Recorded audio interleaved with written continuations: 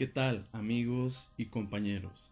Les habla la voz detrás del equipo conformado por Villa Gerardo Ricardo Josué, Méndez Lara Josué y Granados Ortiz Marco Antonio, estudiantes del Instituto Tecnológico de Ensenada, en la carrera de Mecatrónica, haciendo este proyecto para la materia de electrónica analógica, enfocándonos especialmente en la unidad número 1.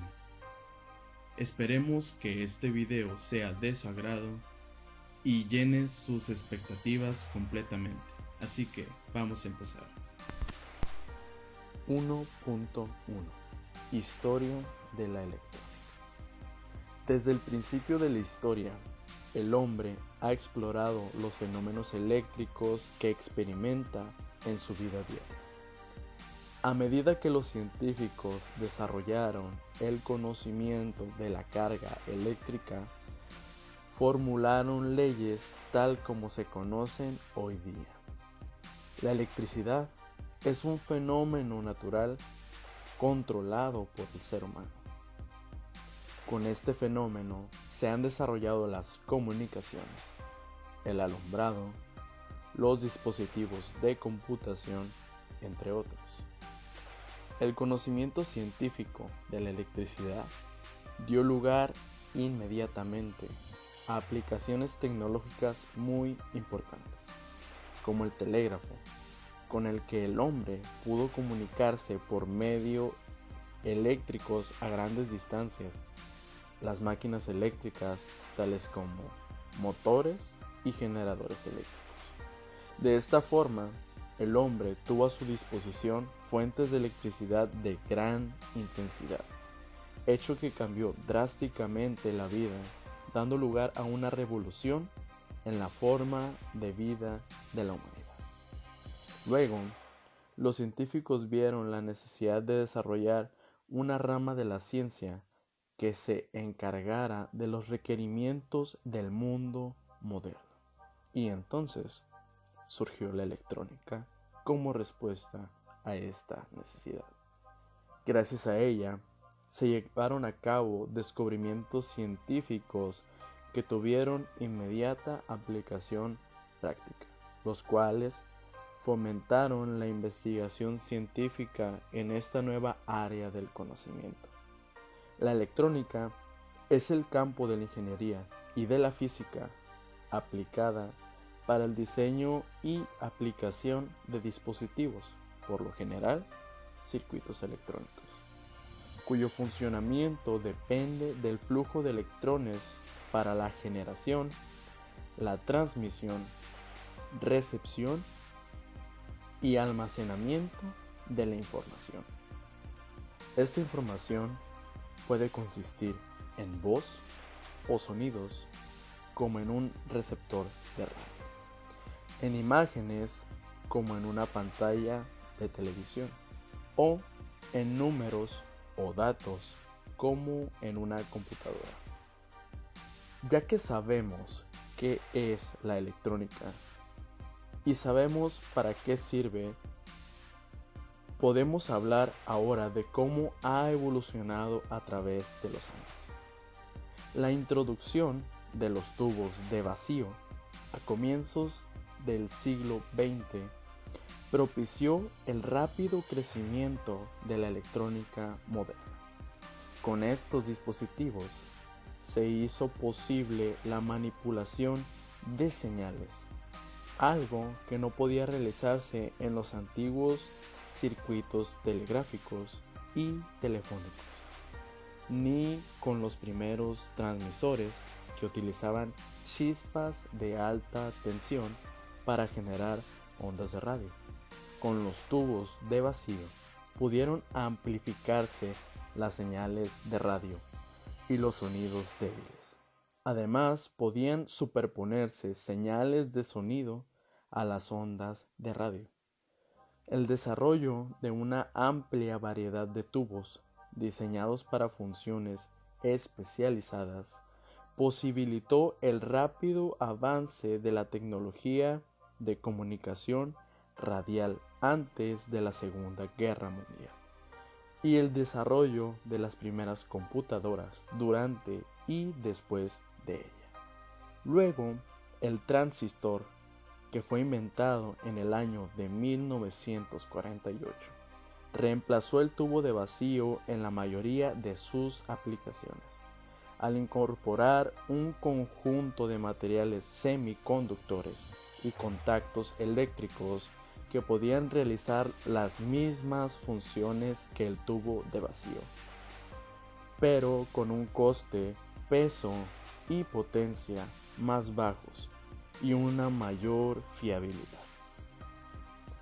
Los progresos subsiguientes en la tecnología de semiconductores, atribuible en gran medida a las investigaciones asociadas con la intención de exploración del espacio, llevó al desarrollo, en la década de 1970, de los circuitos integrados, los cuales pueden contener centenares de miles de transistores en un pequeño trozo de material, permitiendo la construcción de circuitos electrónicos complejos como los de los microordenadores o microcomputadoras, equipos de sonido y video, satélites de comunicaciones, entre muchos otros. Muy bien, continuemos con el siguiente tema. 1.2. Definición de electricidad y electrónica. En muchas ocasiones, la gente suele confundir estos términos, ya que están relacionados. Como veremos a continuación, a pesar de estar relacionados, estos cuentan con diferencias entre ellos muy significativas. La electricidad. La electricidad es la propiedad fundamental de la materia que se manifiesta por la atracción o repulsión entre sus partes, originadas por la existencia de electrones con carga negativa o protones con carga positiva. La electrónica. La electrónica es el estudio y aplicación del comportamiento de los electrones en diversos medios, como el vacío, los gases y los semiconductores, sometidos a la acción de campos eléctricos y magnéticos. La electricidad es el fenómeno físico que se crea al conectar un elemento como una resistencia, condensador, bombilla, etc., a una batería o fuente de alimentación, que es lo que genera esa fuerza de atracción entre sus partes. También aparece de forma natural en las tormentas eléctricas. Esas descargas eléctricas naturales se denominan rayos. Como se puede intuir, la electrónica trabaja con electricidad, pero no todos los circuitos eléctricos conllevan a que exista electrónica. Por ejemplo, un circuito que solo lleve elementos pasivos como resistencias, condensadores y bobinas no es un circuito electrónico. Para que sea electrónico, tiene que llevar elementos activos como un transistor, diodos, circuitos integrados, etc.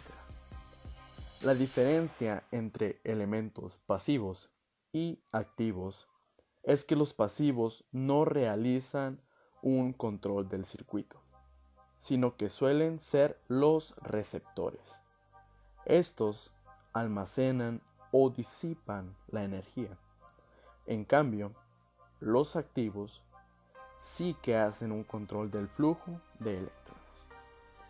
Estos elementos activos están compuestos por semiconductores que hacen posible ese control en el flujo de electrones del circuito, electricidad.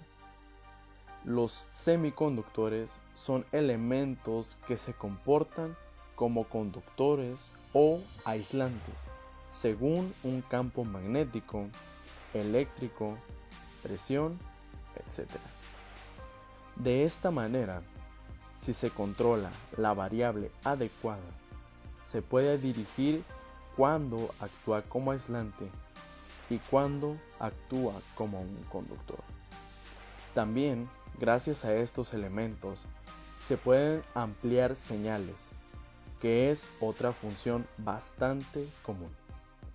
Los elementos activos son la base de toda la tecnología que tenemos hoy en día, como puede ser un móvil, un ordenador, etc. Con estos elementos se puede procesar la información gracias a que los transistores o diodos, por ejemplo, pueden comportarse como interruptores. De esta manera se puede hacer un procesamiento digital de la señal, que es con el que trabajan todos los aparatos mencionados anteriormente. Es momento de avanzar al siguiente tema. 1.3. Materiales semiconductores. La historia de los semiconductores comienza en su utilización con fines técnicos. Se utilizaron como pequeños detectores y se emplearon a principios del siglo XX en los radioreceptores de esa época.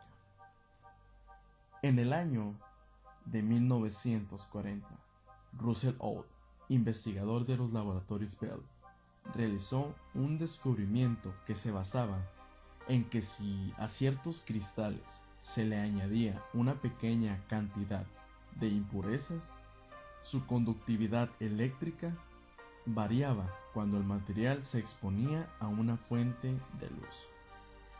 Ese descubrimiento condujo al desarrollo de las celdas fotoeléctricas o solares. En el año de 1947, William Shockley, investigador también de los laboratorios Bell, y Walter Auser junto a John Bardeen desarrollaron el primer dispositivo semiconductor de germanio, al que denominaron como transistor, y que se convertiría en la base del desarrollo de la electrónica moderna. Algunos semiconductores, como el silicio, el germanio y el selenio, constituyen elementos que poseen características intermedias entre los cuerpos conductores y los cuerpos aislantes, por lo que no se consideran ni una cosa ni la otra. Sin embargo, bajo determinadas condiciones, esos mismos elementos permiten la circulación de la corriente eléctrica en un sentido, pero no en el sentido contrario. Esta propiedad se utiliza para rectificar corriente alterna, detectar señales de radio, amplificar señales de corriente eléctrica, funcionar como interruptores o compuertas utilizadas en electrónica digital, entre otras cosas. La mayor o menor conductividad eléctrica que pueden presentar los materiales semiconductores depende en gran medida de su temperatura interna. En el caso de los metales, a medida de la temperatura aumenta, la resistencia al paso de la corriente también aumenta, disminuyendo su conductividad. Todo lo contrario ocurre con los elementos semiconductores, pues mientras su temperatura aumenta, la conductividad también aumenta. Podemos decir que la conductividad de un elemento semiconductor se puede variar aplicando diferentes métodos como la elevación de su temperatura, introducción de impurezas dentro de su estructura cristalina, incrementando la iluminación, lo que conocemos como dopaje. Se puede clasificar en dos tipos: semiconductores intrínsecos. son los que poseen una conductividad eléctrica fácilmente controlable y, al combinarlos de forma correcta, pueden actuar como interruptores, amplificadores o dispositivos de almacenamiento. Semiconductores extrínsecos. Se forman al agregar un semiconductor intrínseco, sustancias dopantes o impurezas. Su conductividad dependerá de la concentración de esos átomos dopantes. Dependiendo de esas impurezas habrá dos tipos. Semiconductores de tipo N.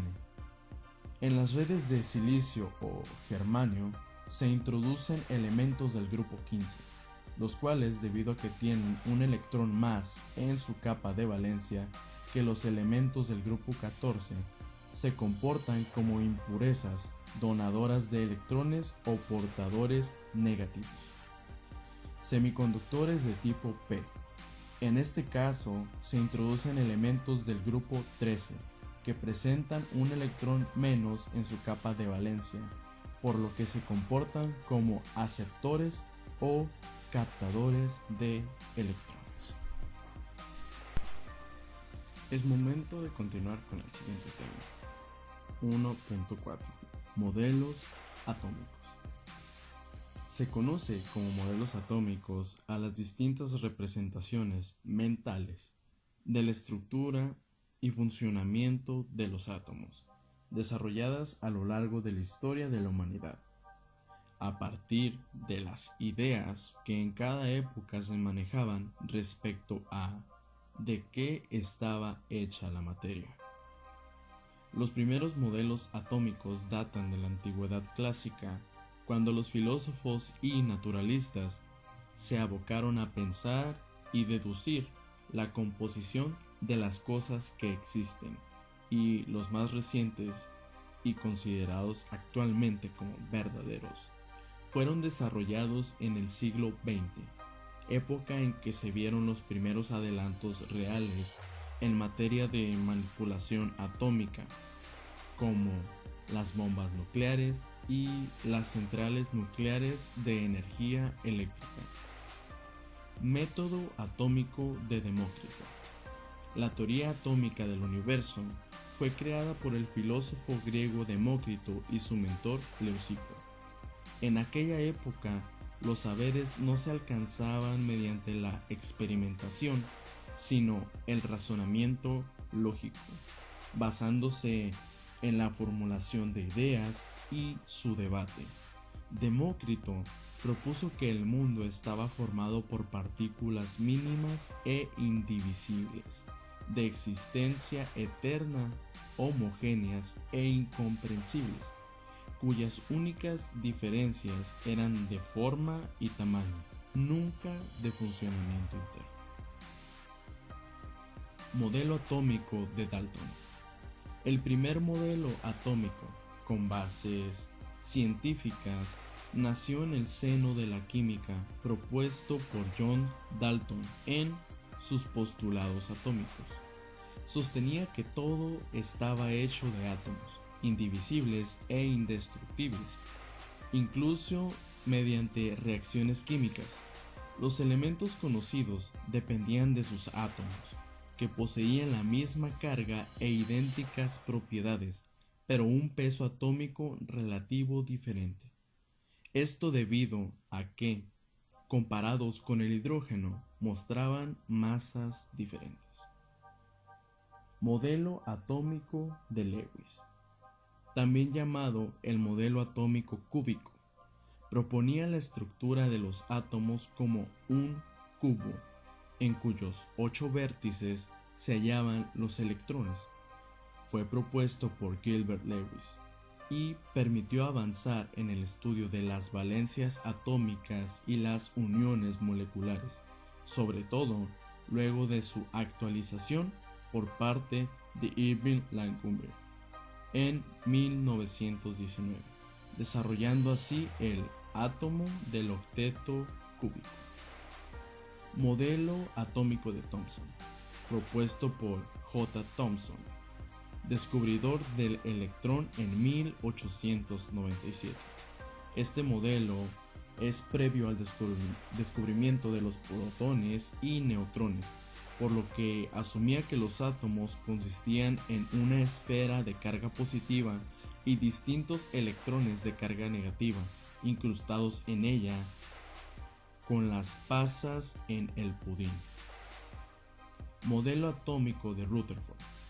Ernest Rutherford realizó una serie de experimentos en 1911 a partir de láminas de oro y otros elementos, gracias a los cuales determinó la existencia de un núcleo atómico de carga positiva en el cual se hallaba el mayor porcentaje de su masa. Los electrones, en cambio, giraban libres en torno a dicho núcleo o centro. Modelo atómico de Bohr. Este modelo da inicio en el mundo de la física a los postulados cuánticos, por lo que se considera una transición entre la mecánica clásica y la cuántica. El físico danés Niels Bohr lo propuso para explicar cómo podían los electrones tener órbitas estables rodeando el núcleo y otros pormenores de los que el modelo previo no lograba dar cuenta. Este modelo se resume en tres postulados. Los electrones trazan órbitas circulares en torno al núcleo sin irradiar energía. Las órbitas permitidas a los electrones son calculables según su momento angular. Los electrones emiten o absorben energía al saltar de una órbita a otra, y al hacerlo emiten un fotón que representa la diferencia de energía entre ambas órbitas. Modelo atómico de Sommerfeld. Fue propuesto por Arnold Sommerfeld para intentar llenar los baches que presentaba el modelo de Bohr a partir de los postulados relativistas de Albert Einstein.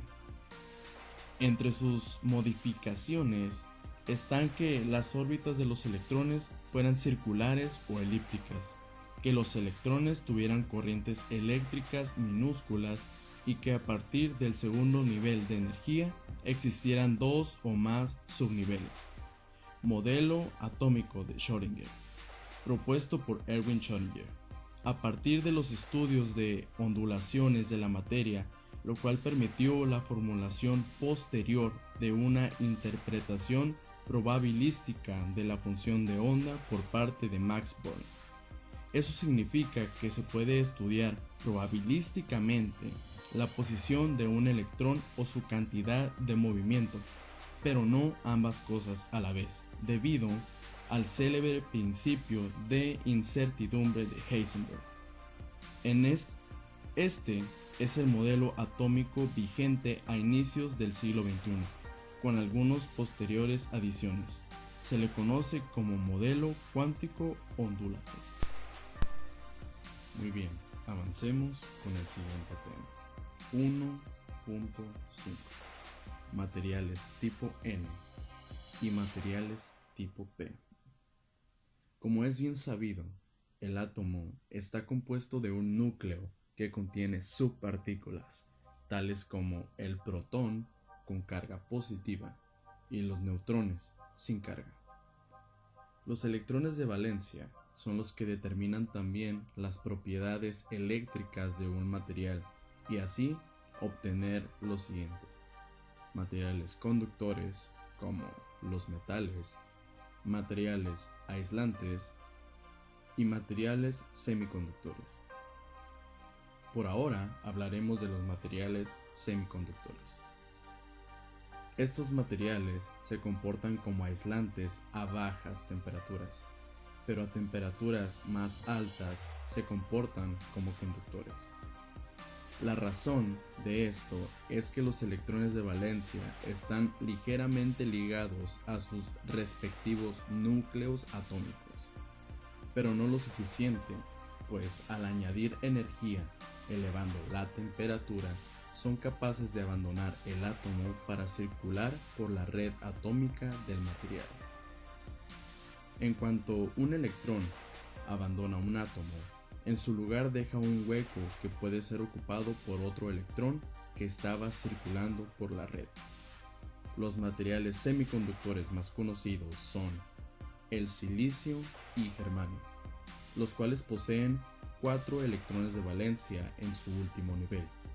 Por otra parte, hay que decir que tales materiales forman también estructura cristalina. Semiconductores.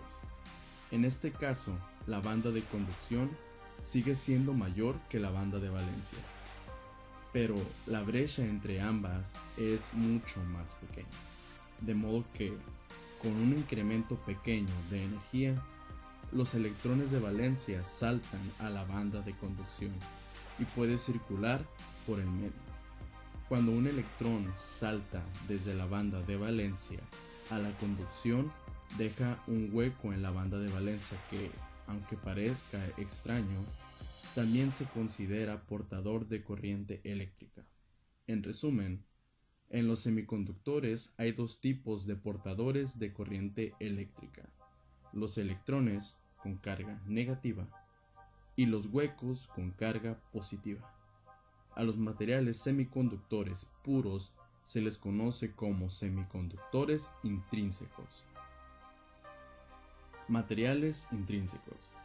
Son materiales semiconductores puros contaminados con impurezas en mínimas proporciones, una partícula entre 1.000.000. A este proceso de contaminación se le denomina dopaje. Según el tipo de dopaje que se realice al material, existen dos tipos. Tipo N, en este caso, se contamina el material con átomos de valencia 5, como son fósforo, arsénico o antimonio. Al introducirlos al quinto electrón de este átomo a vagar por el material semiconductor, pues no encuentra un lugar estable en el que situarse. Al conjunto de estos electrones se les llama electrones mayoritarios. Tipo P. En este caso, se contamina el material semiconductor con átomos de valencia 3, como son el boro, galio o indio. Si se introduce este átomo en el material, queda un hueco donde debería ir un electrón. Este hueco se mueve fácilmente por la estructura como si fuese un portador de carga positiva. En este caso, los huecos son portadores mayoritarios. El diodo. El diodo es un componente electrónico que consiste simplemente en la unión de dos cristales semiconductores extrínsecos, uno tipo N y otro tipo P. Al unirlos, parte del exceso de electrones del tipo N pasa al cristal tipo P y parte de los huecos del tipo P pasan al cristal tipo P, creándose en la unión una franja llamada zona de transición que tiene un campo eléctrico que se comporta como una barrera que se opone al paso de más electrones desde la zona N hasta la zona P y de huecos desde la zona P a la zona N. Cuando metemos voltaje al diodo, pasará uno de estos dos casos siguientes. 1. Polarización directa. En este caso se conecta el polo positivo al cristal P y el polo negativo al cristal N. Esto hace que la zona de transición se haga mucho más estrecha, rompiendo la barrera y permitiendo libremente el paso de la corriente. En este caso, el diodo conduce. 2. Polarización inversa. En este caso, el polo positivo se conecta al cristal N y el polo negativo al cristal P. Esto hace que la zona de transición se haga mucho más ancha, reforzando la barrera que impide el paso de la corriente. En este caso, el diodo no conduce. En resumen, un diodo es tal que permite el paso de la corriente en un sentido cuando tiene polarización directa, y no lo permite en el otro sentido cuando su polarización es inversa. Es momento de avanzar al siguiente tema. 1.6. enlace químico. Se entiende por enlace químico aquella interacción o fuerza que genera que dos o más átomos mantengan una unión basada en la transmisión de electrones entre ambos. Los electrones de las capas más externas del átomo se ven atraídos por la carga eléctrica que poseen los átomos que lo rodean, en concreto su núcleo. Y aunque los núcleos se repelen entre sí al tener ambos carga positiva, los electrones de carga negativa de cada uno de los átomos se ven atraídos por el núcleo del otro. Dependiendo de la posición de ambos, de la electronegatividad o dificultad de ionizar el átomo y de la estabilidad electrónica que ya posea cada átomo, es posible que la fuerza de la atracción entre electrón y núcleo impida que exista una relación entre átomos. Se creará un enlace químico en el que uno de los átomos perderá electrones y el otro los ganará, logrando un estado final en el que el conjunto de los dos átomos alcanza un nivel de carga eléctrica estable. Número 1. Enlace iónico. El enlace iónico es uno de los tipos de enlace químico más conocidos, siendo el que se forma cuando se unen un metal y un no metal, es decir, un componente con poca electronegatividad y otro que posee mucha electronegatividad. El electrón más externo del elemento metálico se verá atraído por el núcleo del elemento no metálico, cediendo el segundo electrón al primero. Se forman compuestos estables, cuya unión es electroquímica. En esta unión, el elemento no metálico pasa a ser anión, al quedar finalmente con carga negativa tras recibir el electrón, mientras que los metales se vuelven cationes de carga positiva. Un ejemplo típico de enlace iónico lo encontramos en la sal o en compuestos cristalizados. Los materiales formados por este tipo de unión tienden a necesitar una gran cantidad de energía para fundirlos y suelen ser duros, si bien pueden comprimirse y quebrarse con facilidad. En general, tienden a ser solubles y pueden disolverse con facilidad. Número 2. Enlace covalente. El enlace covalente es un tipo de enlace caracterizado porque los dos átomos, a unirse, poseen propiedades electronegativas semejantes o incluso idénticas. El enlace covalente supone que ambos átomos, o más si la molécula la forman más de dos átomos, comparten entre sí los electrones, sin perder ni ganar en cantidad. Este tipo de enlaces es el que suele formar parte de la materia orgánica, como por ejemplo la que configura nuestro organismo, y son más estables que los enlaces iónicos.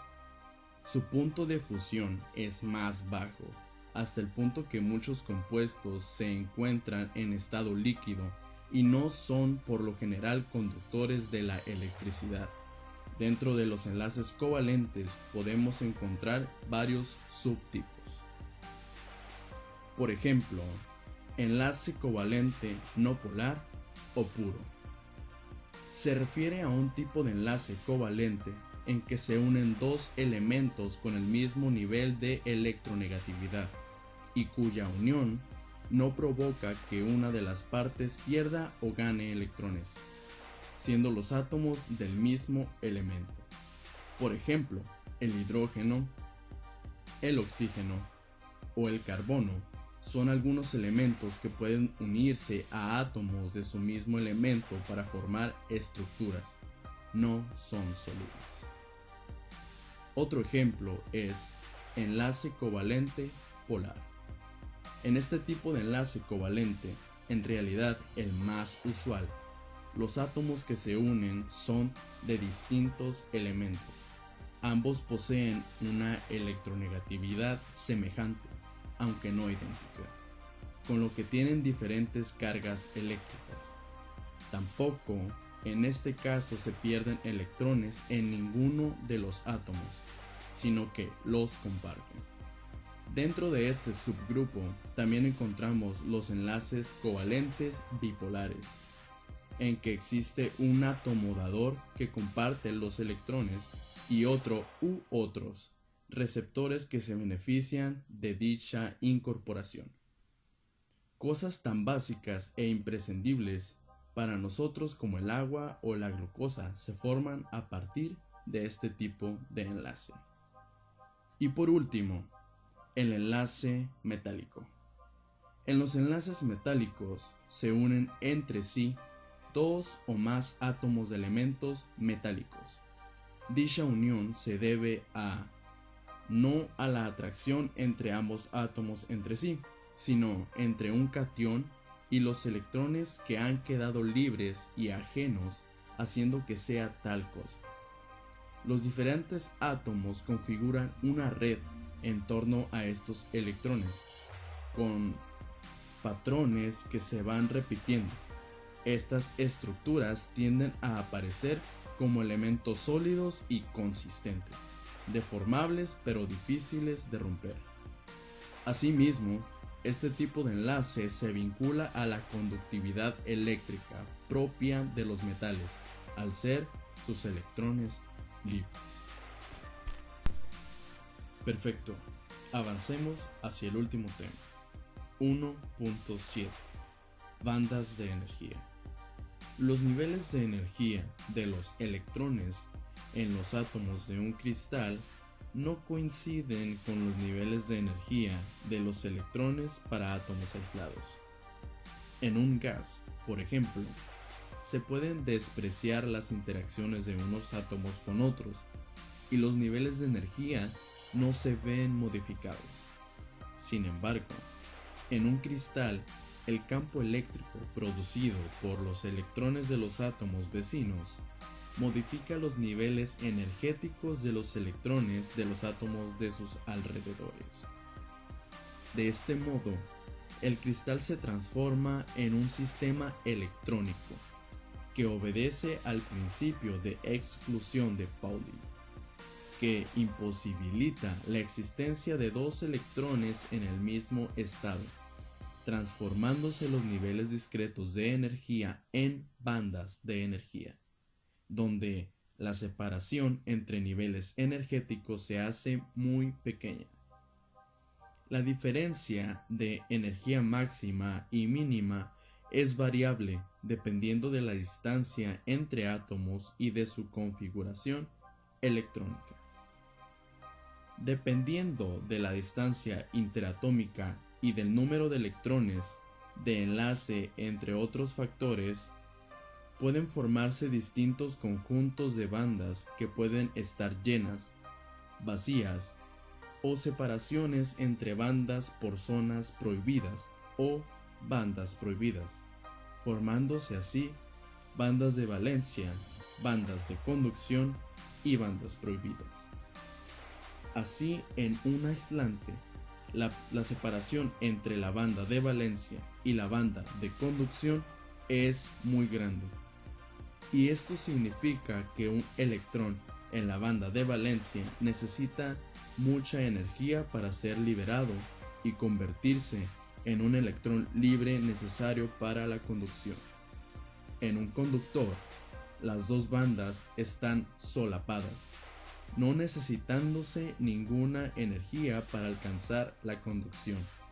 En un semiconductor, la banda prohibida es muy estrecha, a lo que es lo mismo, es muy fácil que un electrón sea liberado y pueda contribuir a la conducción. Tipos de bandas de energía. 1. Bandas de energía en un semiconductor intrínseco. 2. Bandas de energía en un semiconductor tipo N. Y 3. Bandas de energía en un semiconductor tipo B. Muy bien amigos, eso fue todo por hoy. Esperamos verdaderamente que este video les haya gustado y que haya sido de gran utilidad para ustedes. Nos ayudarían mucho dejándonos su like y suscribiéndose a este canal. De antemano un agradecimiento y hasta la próxima.